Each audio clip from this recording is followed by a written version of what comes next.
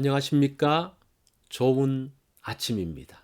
오늘도 여호와의 회의에 오신 분들을 환영합니다. 하나님께서 오늘 우리에게 주신 말씀을 듣습니다. 다니엘서 4장 17절의 말씀입니다.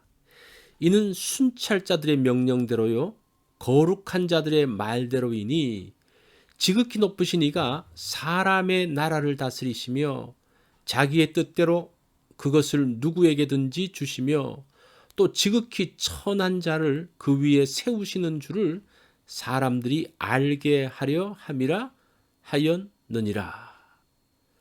오늘 말씀의 제목은 순찰자가 있다입니다. 며칠 있으면 카타르 월드컵이 시작됩니다. 이때에 상대팀의 전략을 알면 승리할 수가 있습니다. 각 팀은 상대의 전술을 알기 위해서 분석관들을 보내서 관찰을 합니다.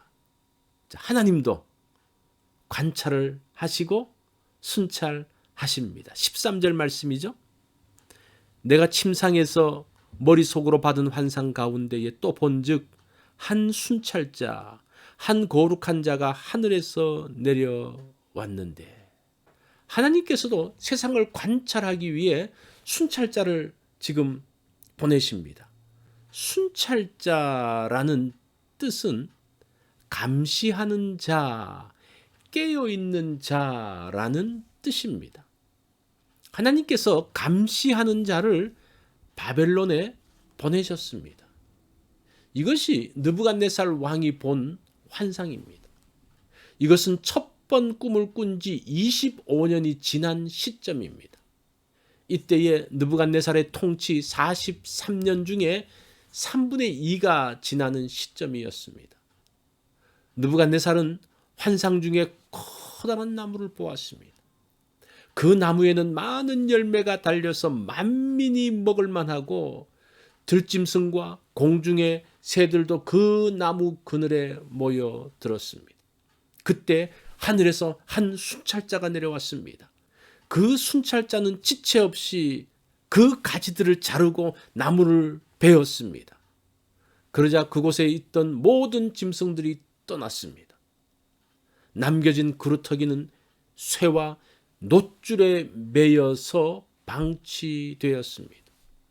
순찰자의 등장으로 크고 아름답던 나무는 꺾여져 버렸습니다.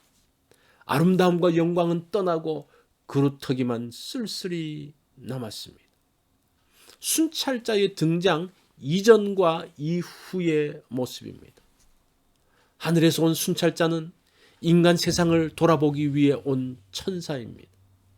하나님께서는 순찰자를 바벨론에 보내어 보고 계셨습니다. 느부갓네살 왕과 포로 가운데 있는 하나님의 백성을 감시하고 계셨습니다. 거룩한 순찰자는 감시자일 뿐 아니라 하나님의 심판을 집행하는 역할을 합니다. 나무를 베어버리고 가지를 잘라버리는 일을 합니다. 하늘에 닿은 커다란 나무는 느부갓네살 왕입니다. 그의 영광은 하늘에 닿아 있습니다. 세상의 열왕들이 바벨론의 그늘에서 보호를 받고 있습니다. 느부갓네살에서 나오는 열매로 살아가고 있습니다. 그런데 하늘에서 내려온 순찰자는 강력한 힘을 가지고 느부갓네살을 단번에 꺾어버리고 쇠와 놋줄로 묶어서 들 가운데 버려둡니다. 느부갓네살은 힘 한번 써보지 못하고 굴복합니다. 이것이 하나님의 능력입니다. 어떤 강한 왕도 하나님께서 보내신 순찰자 앞에 무기력하게 굴복하는 것을 봅니다. 하나님은 세상의 통치자이십니다. 그런 환상을 본 느부갓네살 왕은 두려워하고 있습니다. 교만한 왕은 이런 하나님을 알지 못하기 때문입니다. 하나님의 참모습을 본 느부갓네살은 하나님 앞에 굴복하고 하나님을 찬양합니다. 하나님을 만난 모든 사람들은 이런 변화를 경험합니다. 하나님은 지금도 순찰자를 보내십니다. 하나님의 백성들을 돌아보고 계십니다. 하나님의 역사를 진행하고 있습니다. 오늘도 당신의 백성을 돌보시는 하나님의 손길을 느끼기 원합니다. 돌아보시는 하나님을 찬양하기 원합니다. 누군가가 나를 주목하여 보고 있다면 어떻게 살아야 할까요? 하나님은 모든 것을 다 보고 계십니다. 우리 앞에 일까지도 아시고 알려주시기도 합니다. 그것을 듣지 못해서 문제가 생깁니다. 오늘 주님께서 말씀을 통해서 나에게 하시는 말씀은 무엇입니까? 이것이 오늘 여호와의 회의에서 주신 말씀입니다.